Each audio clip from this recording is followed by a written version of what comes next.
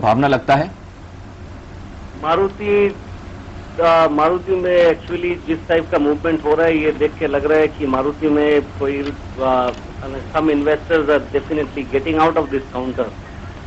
एक बार ये 398-99 जहां पे ये कल बंद किया था, उसी के नीचे चलना चालू करेगा तो हो सकता है कि ये 380 रुपया तक भी पहुंच जाए। और इसका चार्ट टेल्को का चार्ट से भी खराब है। जो टाटा मोटर्स है, टाटा मोटर्स में उतना खराबी अभी तक नहीं नजर आया, लेकिन मारुति में ये दिखा कि अब एक चीज नजर करेंगे तो पूरा ये जुलाई का प्राय पूरा जुलाई का महीना और अगस्त का शुरुआत में ये 300 ये 400 आपका करीबन 415 से लेके 435 के बीच में बहुत दिन ट्रेड किया। उसमें मेरे ख्याल से थोड़ा बहुत डिस्ट्रीब्यूशन होके फिर कल बहुत जबरदस्त वॉल्यूम से ये नीचे चलना चालू किया है, तो ये काफी वीक हुआ है। मेरे ख्याल से एक बार 380 का आंकड़ा ये दिखा देगा आगे जाके।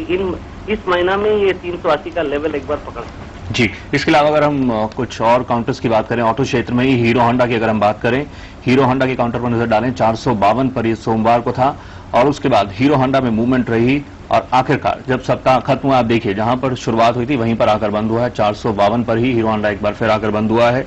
बजाज ऑटो में भी इस बार मूवमेंट रही, 854 पर एक बार शुरुआत हुई थी और 839 तक सप्ताह में एक बार गया है नीचे और 855 पर आकर ये बंद हुआ है।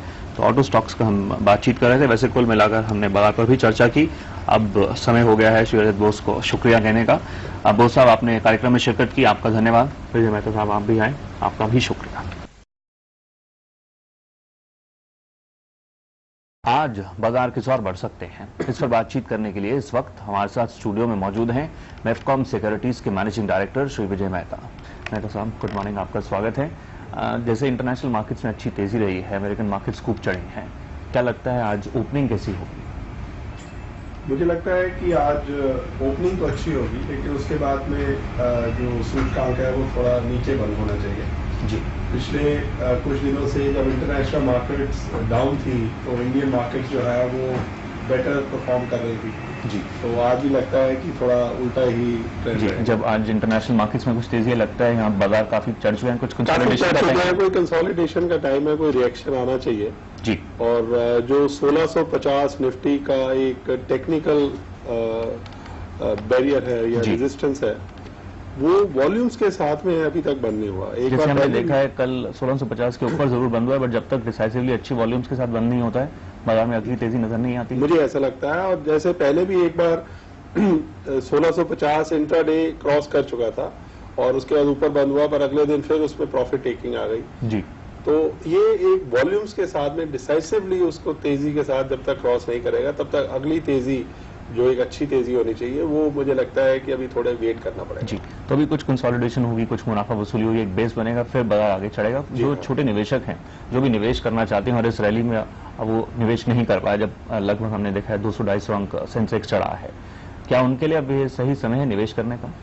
मुझे लगता है कि जब रिएक्शन आए तो उस समय वो लोग खरीदारी कर सकते हैं जी। और वैसे हम जैसे देख रहे हैं काफी काउंटर्स में हलचल हो रही है, स्टील में काफी हलचल है, शुगर है, टेक्नोलॉजी है, इसके अलावा टेक्सटाइल स्टॉक्स भी काफी मूवमेंट उनमें दर्ज की जा रही है और उम्मीद है कि वो भी बढ़ेंगे। तो किस क्षेत्र में स्पेसिफिकली वो पैसा लगा सकते हैं आपके अनुसार? देखिए, आज जैसा कि खबर मिली है कि स्टील के ऊपर इंपोर्ट ड्यूटी शायद कम करेंगे इन्फ्लेशन को बीट करने के लिए जी। तो और दूसरा क्रूड ऑयल के प्राइसेस बढ़ रहे हैं, तो ये कुछ ऐसे सेक्टर्स हैं जिनमें थोड़ी अभी इस समय काफी तेजी आ चुकी है, तो इनको छोड़ के कोई नए सेक्टर्स में भी इन्वेस्टर जा सकते हैं। और जब मार्केट गिरे और जो ये आपने अभी सेक्टर्स के नाम लिए, उनमें जब एक बार थोड़ी सी प्रॉफिट टेकिंग आ जाए और रिएक्शन आ जाए, उसके बाद इन्हीं सेक्टर्स में दोबारा जाया जा सकता है जी। ऑटो सेक्टर में हमने देखा है कल भी अच्छी खासी मूवमेंट रही, टाटा मोटर्स, बजाज ऑटो, साथ साथ हमने देखा है और भी काउंटर्स जो ऑटो क्षेत्र के थे, मारुति भी चढ़ा। तो किस प्रकार से इनकी मूवमेंट नजर आती है आपको? ये भी अभी थोड़ी इन पर रोक लगेगी, कुछ ब्रेक लगेगी इससे पहले ये आगे चढ़े? देखिए, मैं ऑटो शेयर्स के बारे में ज़्यादा बुलिश नहीं हूँ, स्पेशली कार मैन्युफैक्चरर्स के शेयर में। टू व्हीलर्स तो जरूर ठीक परफॉर्म करेंगे, क्योंकि अब एक तो इंटरेस्ट रेट बढ़ेंगे और दूसरा जो है कार्स की जो एक कैपेसिटी है सेल्स की, वो अब एक काफ़ी हो चुकी है। अब हर घर में आप देखेंगे कि 2 या 3 कारें आ गई हैं जी। तो उसके अगर उनकी सेल्स और कंपटीशन बहुत ज़्यादा है, तो सेल्स उनकी बहुत ज़्यादा चले ऑटो कंपोनेंट्स में अभी भी काफी अच्छी तेजी बरकरार रह सकती है अगले पूरे 1 साल तक। जी। ऐसा मैं शॉर्ट टर्म में अगर हम देखें, जैसे आप बता रहे हैं अभी कुछ कंसोलिडेशन हो सकती है, उसके बाद बाजार उठ सकता है, पर मीडियम टर्म में बाजार बुलिश ही नजर आता है। जी हाँ, मीडियम टर्म में आउटलुक काफी अच्छा लग रहा है और इंडियन इंडस्ट्री की अभी स्टोरी अच्छी चल रही है, ग्रोथ स्टोरी अच्छी चल रही है। इस तिमाही के रिजल्ट्स भी अच्छे आएंगे। सिर्फ फर्क आएगा तो सेक्टर्स में आएगा, सेक्टर्स बदलते रहेंगे और सेंसेक्स के ऊपर भी बहुत ज्यादा एम्फेसिस करना कुछ जरूरी नहीं है जी, क्योंकि अभी आपने देखा होगा कि सेंसेक्स के शेयर्स में बड़ी कम मूवमेंट है और जो मिड कैप स्टॉक्स हैं एकदम वो सभी काफी तेजी के साथ बढ़े हैं और उनका सेंसेक्स में कोई योगदान नहीं है। तो हमें फंडामेंटली स्ट्रांग शेयर्स और फंडामेंटली स्ट्रांग सेक्टर्स, उनके लिए कॉन्टिन्यूसली लुकआउट पे रहना पड़ेगा और उसमें जैसे ही कोई किसी भी कारण से बदलाव आने की उम्मीद होती है तो हमें कुछ फास्ट रोलिंग करनी पड़ेगी। ऐसा नहीं कि एक सेक्टर लेके आप उस पर 1 साल तक बैठे हैं, पैसा उसमें से मुनाफा वसूली करें और दूसरे में लगाएं जो सेक्टर की आगे फिर बेटर उम्मीद हो रही है। जी, बहुत बहुत शुक्रिया मेहता साहब अपनी राय देने के लिए, धन्यवाद। और शेयर बाजार किस और बढ़ सकते हैं, इन पर बातचीत करते हैं। हमारे साथ फोन लाइन पर मौजूद हैं मैफकॉम सिक्योरिटीज के एमडी श्री विजय मेहता साहब। मेहता जी, आपका स्वागत है। बताएं क्या लगता है, ब्रोकर्स कल वित्त मंत्री से मिले हैं टर्नओवर टैक्स को लेकर, आखिर क्या निर्णय ले सकते हैं वित्त मंत्री आप?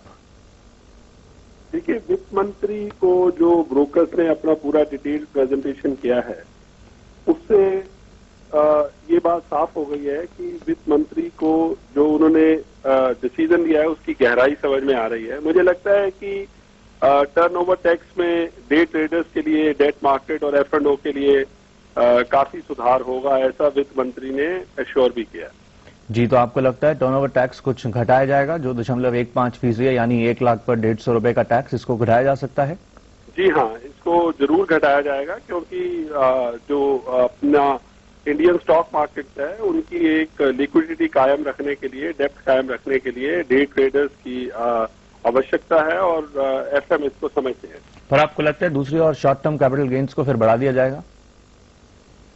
मुझे लगता है कि वित्त मंत्री ने फिक्की मीटिंग में बड़ा क्लियर किया था कि उनका जो रेवेन्यू एक्सपेक्टेशन है वो अगर कायम रहेगा तो उनको कुछ फेरबदल करने में कुछ ऐतराज नहीं है। मुझे लगता है कि जो पैकेजेस ब्रोकर्स ने उनको दिए हैं उनमें से थोड़ी बहुत एडजस्टमेंट होने के बाद में short term capital gain tax में भी कुछ चेंज होने की संभावना है। इसके अलावा विजय जी, खबर है कि मानसून समय पर नहीं आ रहे हैं, क्या इससे बाजार की चिंताएं और बढ़ गई हैं? और हमने देखा इसी के चलते कल सीमेंट के साथ साथ ऑटो काउंटर्स भी काफी नीचे बंद हुए हैं। ये बात आपकी बिल्कुल ठीक है। मानसून के बारे में मार्केट में चिंता है और ये जरूर अगर ड्राउट लाइक कंडीशंस आएंगी तो उसके साथ में FMCG जो है उनकी सेलिंग कैपेसिटी, ऑटोज की सेलिंग कैपेसिटी, इन सभी में फर्क आएगा। काफी इंडस्ट्रीज अफेक्ट होंगी क्योंकि मानसून इंडिया के लिए एक बड़ी इम्पोर्टेंट डेवलपमेंट है और इसको मार्केट बहुत कीमली वॉच कर रही है। इसके अलावा मेहता साहब, कल इन्फोसिस के नतीजे आए हैं, टेक्नोलॉजी दिग्गज कंपनी है और नतीजे बाजार की उम्मीदों से बेहतर रहे, इससे बाजार को क्या थोड़ी मदद मिलेगी? देखिए, इससे सबसे बड़ी मदद तो टेक सेक्टर को मिलेगी, जिसका जो लीड इन्फोसिस ने एस्टैब्लिश की है उससे ये पता चल रहा है कि जो टेक सेक्टर है it is still doing very well. जी, तो प्राइमरीली इसका असर टेक सेक्टर के शेयर पर होगा। जी, जानकारी के लिए विजय मेहता साहब शुक्रिया। तो कुल मिलाकर कल शेयर बाजार नीचे ही बंद हुए हैं। ब्रोकर्स ने अपना पक्ष वित्त मंत्री के आगे रख दिया है, देखते हैं वित्त मंत्री क्या करते हैं। लग यही रहा है, जैसे भी हमारे जानकार बता रहे थे, कि टर्नओवर टैक्स में कुछ रिडक्शन की जा सकती है और जिसके चलते बाजार में कुछ बढ़त भी होगी, पर मानसून की चिंताएं बाजार पर हावी है। आज किस और बढ़ सकते हैं, इस पर बातचीत करते हैं। हमारे साथ फोन लाइन पर मौजूद हैं मैफकॉम सिक्योरिटीज के एमडी श्री विजय मेहता साहब। विजय जी, बताएं क्या लगता है आज बाजार में क्या होगा? देखिए, जैसे पिछले 2 दिन से हो रहा है, जब तक ये 2 बजे तक, जब तक फाइनेंस मिनिस्टर की क्लैरिफिकेशन नहीं आएगी तब तक बाजार एक नैरो रेंज में चलता रहेगा और बाद में ये डिपेंड करेगा कि क्लैरिफिकेशन क्या आई है। आपको वैसे क्या लग रहा है, टर्नओवर टैक्स में अगर गिरावट होती है तो शॉर्ट टर्म कैपिटल गेन्स बढ़ा दिए जाएंगे, यही संभावना नजर आती है? हाँ, देखिए, ये तो फाइनेंस मिनिस्टर ने कहा ही है, लेकिन जो मार्केट वेट कर रही है वो इस बात की भाई परसेंटेजेस क्या होंगी, कितना शॉर्ट टर्म कैपिटल गेन बढ़ाया जाएगा, कितना turnover tax type of securities पे कम किया जाएगा, स्पेशली जी। F&O पे क्या रहेगा।